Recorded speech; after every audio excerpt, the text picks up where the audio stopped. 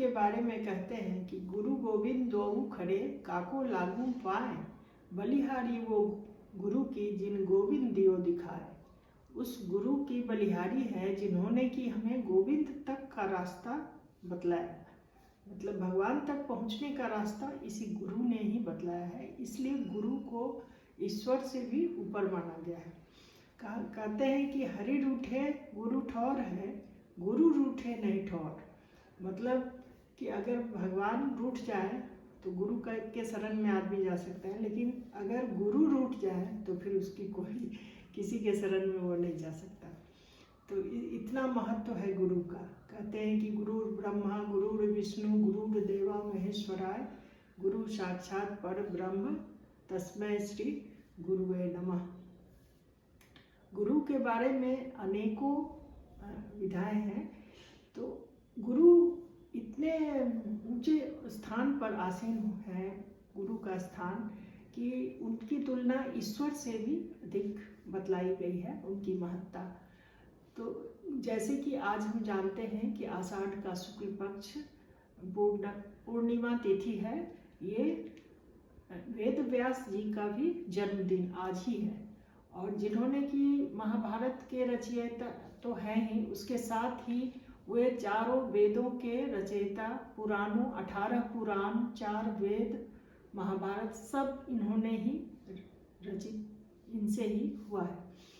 तो वेद व्यास महर्षि वेद व्यास जी का भी आज ही जन्मदिन है, जो कि आदि गुरु माने गए हैं।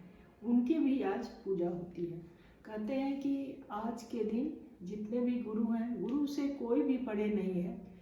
कहते हैं कि भगवान शिव भी किसी के ध्यान में लगे रहते हैं, वो भी अपने किसी गुरु के ध्यान में लगे रहते हैं, क्योंकि उन्हें भी आवश्यकता है एक गुरु की जो उन्हें उनका मार्गदर्शन करते हैं। तो इसी प्रकार कहते हैं कि कृष्ण जो थे वो भी सांदीपनी ऋषि के गुरुकुल में वो भी पढ़ा करते थे, तो उनसे शिक्षा ग्रहण किया उन्होंने। तो सांदीपनी ऋषि जो थे वो न केवल कृष्ण के गुरु थे बल्कि बलराम के भी, दोनों के गुरु थे। और अनेकों राजा महाराजाओं के पुत्र वहाँ पढ़ते थे, जिनमें से कि उन्होंने कृष्ण को ही 64 कलाओं का ज्ञान शिक्षा दी। तो जब कृष्ण की शिक्षा पूरी हो गई तब सांदीपनी ऋषि ने उन्हें अपने पुत्र को यमलोक से वापस लाने के लिए कहा, वो गुरु दीक्षा के रूप में। तब कृष्ण ने यमलोक से उनके पुत्र को वापस लाया और इस तरह अपनी गुरु दीक्षा उन्होंने दी। तो कहते हैं कि गुरु दक्षिणा बिना दिए हुए उसका कोई पुण्य प्राप्त नहीं होता है। इसलिए आज के दिन गुरु की बहुत ही श्रद्धा पूर्वक आदर करें, उनका प्रणाम करें, उनसे आशीर्वाद लें और कुछ भेंट भी उन्हें करें ताकि गुरु की कृपा बनी रहे। तो यही आज आषाढ़ शुक्ल पक्ष के दिन ही महात्मा बुद्ध भी अपने शिष्यों को 5 शिष्यों को उन्होंने चुना था और उन्हें अपने उपदेश सुनाए थे। तो और भी इसी तरह अनेकों ऐसे महापुरुष हैं जो आज ही के दिन जिन्होंने अपने गुरु को चुना।